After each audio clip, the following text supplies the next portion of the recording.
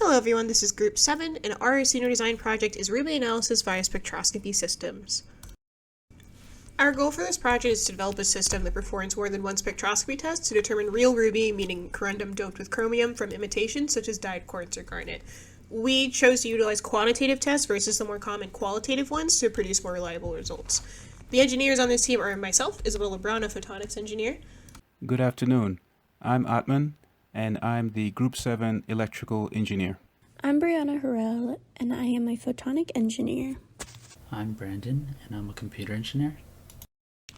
Our product features data storage to track results, the use of visible wavelengths to ensure cost effectiveness and low power consumption, 2 implemented tests for more reliable conclusions, and low power consumption overall. Because of the complexity of crystallography, it takes many years to become confident in what you are truly seeing. Our project is aimed to reduce the amount of experience an individual has to have in order to tell the difference between a real ruby and a fake one. The RAS can also be a way for businesses and individuals to authenticate a gem prior to purchasing to reduce the amount of counterfeit purchases. Overall, the RAS is a tool to help businesses and individuals become more confident in the authentication of a gem.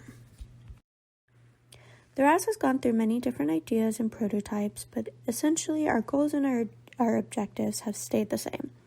Our main goal is to build a spectrometer and a dichroscope to test the authenticity of a ruby. Some of our stretch goals are to include a magnification system in order to detect impurities within a ruby to tell the difference between a real and a synthetic ruby. Some of our advanced goals are to implement other common gemology tests into the system, such as a refractive index meter, and to study other gem properties and implement tests for other gems rather than just rubies. Our main objective is to build a spectrometer that operates within the visible wavelength range. We also want to develop a dichroscope that will measure the crystalline properties of a ruby and implement the results into the spectrometer. Lastly, we would like to develop software that will analyze the data provided by the spectrometer and the dichroscope test and display the results to the user. Therefore, it will be user-friendly and easy for individuals who do not have a background in crystallography to be able to utilize this device. So these are our engineering specifications. So the 3 focuses I'll have on this are just the diffraction grating, the pi camera, and the calcite. So the diffraction grating separates out the wavelengths in the range that we want so that it can be detected by the camera, which has a high enough resolution that can scan the emitted spectra. The calcite was selected due to its material properties to distinguish pleochroism. In our hardware block diagram, we can see, starting on the left, a light source. This light source is either the white LED or the green LED. Either one will either emit or shine onto a rotating stage. The rotating stage is the location of our ruby. There will be a light response from the ruby to both the spectrometer and the dichroscope. The dichroscope sends characteristics about this light response information to a display, and it also communicates with the spectrometer about this information. All of these components are connected. As you can see on the bottom, that lightning bolt is our power source or power supply. When considering what type of beam splitter we wanted for this setup, we decided we wanted a plate beam splitter versus a cubed one just because it takes up less space and it's easier to align and it'll hold in place better. We wanted to have a reflection transmission ratio of 50-50 because there are 75-25s, but we wanted maximum light output from both inputs. Our wavelength range had to be 400 to 700, which is just visible wavelengths, so we didn't need a coating at all. And most of all, we wanted it to be cheap because we are on a college budget. And overall, we found that the Edmund Optics plate beam splitter with model number 45-313 was our best option, and we decided to go with that. When considering what calcite to buy, our main considerations were how small it is, just because 1, it needs to fit into our system, and 2, they do price calcite by the gram, And we wanted good clarity because the less imperfections we have within the material, the less light we'll lose. And like I said before, we did want it to be cheaper. So when looking around, there is no official companies, but we did find Earth Gems, and their clarity was pretty good, and it would have suited our needs, so we went with that one. For the diffraction grading, we looked at 3 individual diffraction gratings, one from MKS, Thorlabs, and Edmund Optics. The main difference between the 3 was the blaze angle. Because the blaze angle wasn't extremely different, we decided to just go based on price range and what fit our budget. And that just so happened to be the Thorlabs ruled reflective 300 grooves per millimeter diffraction grating. For the sensor, we were lucky enough to be supplied with a Raspberry Pi HQ camera. With that being said, we did look into the camera module V1, module 3, and GS camera. Those are all various Raspberry Pi cameras that we looked into to know the benefits and the drawbacks of utilizing the HQ camera. While researching, we realized that the HQ camera has an adjustable aperture and we can change the field of view by getting various lenses to attach to the camera. The resolution is also higher and does not have a fixed focus type. All of these reasons are reasons to why we decided to stick with the HQ camera and not purchase a different sensor. On our power distribution table, we can see a catalog of the components that either deliver the power requirements or receive the power. The components that will deliver the power are all of the regulators, our transformer, the secondary winding of the transformer, the bridge rectifier, and the USB connector. The components that will use this power is the spectrometer, the HQ camera, the LEDs, of course, the motor, the capacitor, and the inductor. Note that there is variation in the amount of current that will be used by the spectrometer, the camera, and the motor, depending on how many applications or utilities are running in the system at the same time, which means in turn that the energy that will be delivered, the amount of voltage required, will also vary. On our PCB schematic, we can see, starting at our lower left corner, the 2 terminals that will be connected to a transformer, a step-down transformer, stepping down to 12 volts. Just above the terminals, we see a bridge rectifier. This bridge rectifier delivers the current to a switching regulator, which is just above the bridge rectifier. To the right of these, we see a Schottky diode, which is connected to an inductor, and the inductor is connected to a capacitor. This subcircuit delivers 5 volts. Just to the right of this subcircuit, we see a USB connector, which requires 5 volts. Above these, we see just to the left above is a low dropout voltage regulator, an LDO regulator, which steps down the voltage to 3.3 volts. This regulator delivers 3.3 volts to 2 LEDs, one you can see to the top and one just to the right. Note that this configuration is just one. This is configuration D. There are other configurations that we have that will use similar components with varying parameters, as can be seen in the part comparison or technology comparison slides. On our PCB board layout slide, we can see the actual physical positioning of the configuration of the actual components in real time. You can note there are traces with 2 different colors, one red, one blue, that we're looking at traces of different sides of the board. The red trace is on one side and the blue trace are on the other side, the opposite side of the board.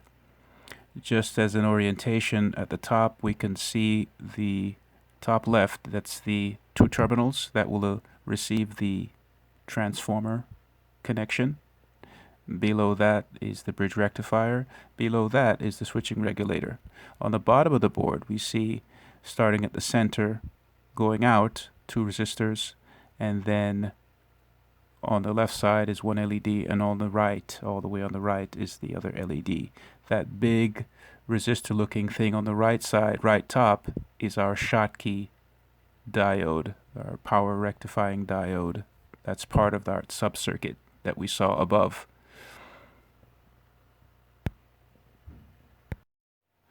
With respect to electronic parts comparisons, or the technology comparisons, we have 5 slides. Note that we selected the components based on their practicality, or their cost, or their suitability, or the manufacturer recommendation, or some combination of these 4 criteria. On our first slide, we see the LED and the transformer tables. We chose the transformer, the triad transformer, because of its practicality and its cost. As you can see, it's $16.65 as opposed to the others, which can go up to $600, a little over $600. The LEDs were chosen because of their practicality and suitability, notably the white and the green LEDs, in addition to consideration of their typical wavelengths.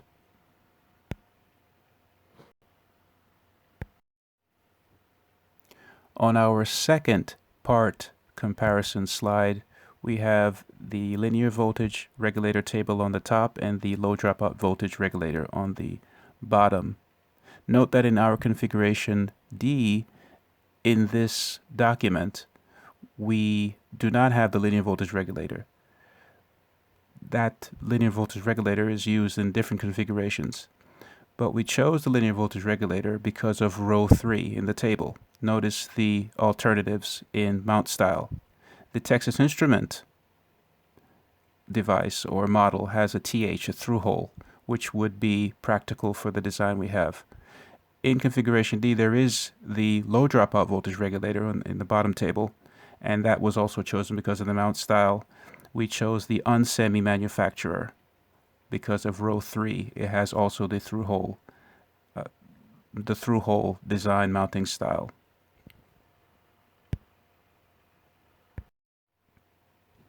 On our third part comparison slide, we have the bridge rectifier table on top and the USB connector on top.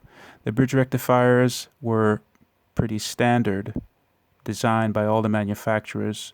Notice row 3, the styles are the same. We chose the unsemi because of the reputation that they have, the quality. On the bottom table, the USB connector, the one we needed was chosen because of suitability. Note the different types in line 5 and then the different mounting styles in line 4.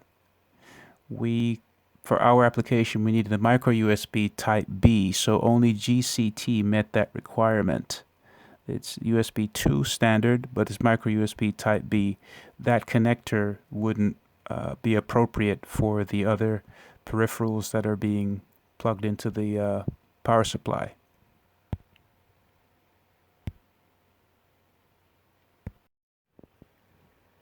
On the fourth part comparison slide, we have the capacitor table and the switching voltage regulator table. The capacitor was chosen because of the low ESR values. We chose the Worth manufacturer line 7 ESR value. The ESR means the equivalent series resistance value. The lower the value, the better. Also because of the practicality and suitability of the type, line 6, the through hole. Switching voltage regulator was chosen because of the suitability and the manufacturer recommendation. The actual one we chose, notice they're all Texas Instrument because that's the popular standard, but we chose a specific mounting style, line 3. We chose the 3 amp 5 volt design.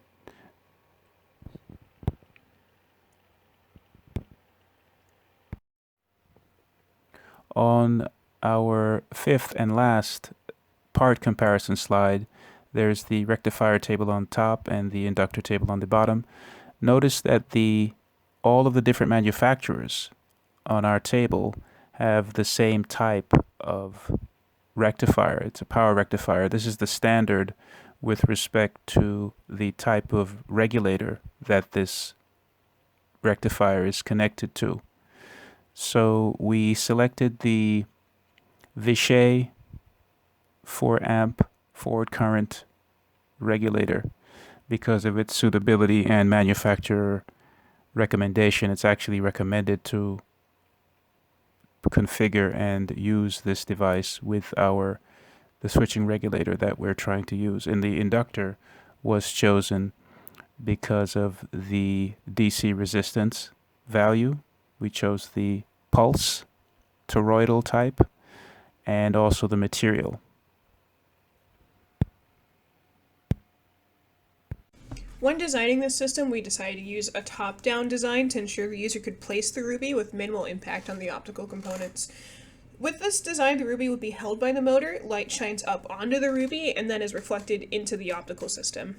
Both of the optical systems, including the spectrometer and dicroscope, and the electrical components, will be contained in the below chamber to ensure more stability within the system. The housing will be designed in Fusion 360 and 3D printed.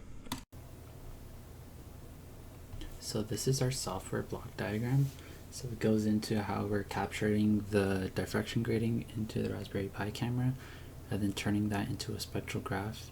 And we will analyze the spectral graph to see if it has the characteristics in which we're seeking to identify whether or not the material is a ruby. So this slide is talking about our software design. So for capturing the image of the diffraction grating, we want to use the OpenCV library, and then we're going to transform that into our spectral graph. So we'll use the PyPlot library for Python, and we'll then be analyzing the information with NumPy and SciPy to be able to actually identify the characteristics. Some of the constraints we consider were economic constraints, as we are college students and are limited in our finances. Manufacturability is mostly down to the availability of our parts. We are operating in a visible wavelength range with no coded optical elements, so the risk of not having enough parts is mitigated somewhat.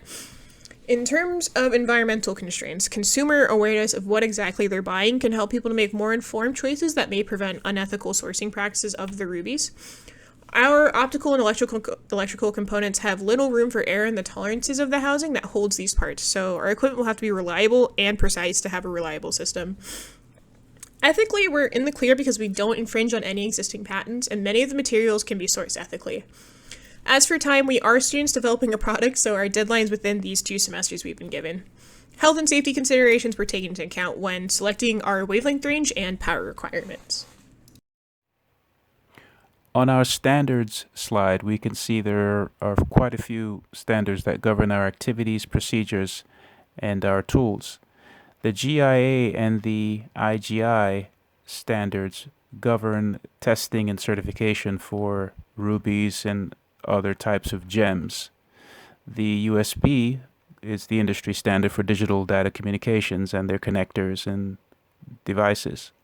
The IEC 60130 governs the layout and usage and applications of connectors. The ISO 9001 governs quality management and risk-based thinking.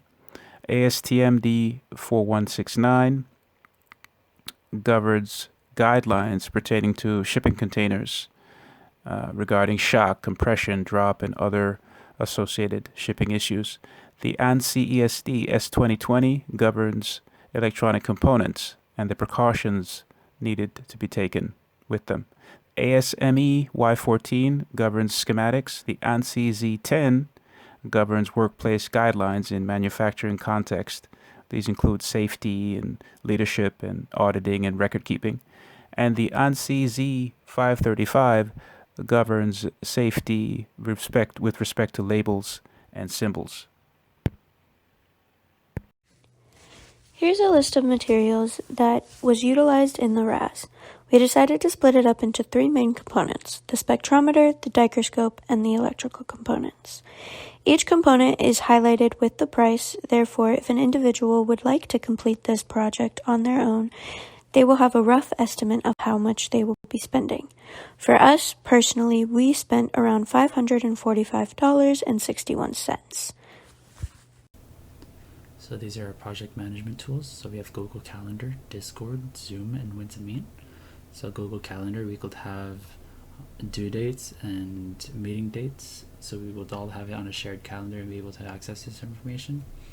Discord was our main source of communication between each other, and we could have multiple channels just to share information, also channels to have dates that are important to us and be able to create events on there, as well as voice channels to meet up and discuss with each other. We also used Zoom a few times to be able to communicate with each other and be in a shared voice call. And then we used When2Meet in order to figure out everyone's schedules and availability and be able to see what times we'd be able to meet together. In order for the RAS to work, we do need to work together. Therefore, Isabel and I, the two photonic engineers, have became primary and secondary for the optical setups, therefore the spectrometer and the dicroscope. Atman is primary on the electrical side of things, therefore the power distribution and the PCB. And Brandon Lopez, our computer engineer, is working on the software side of things and developing the software that will be able to process the spectrometer and the dicroscope results.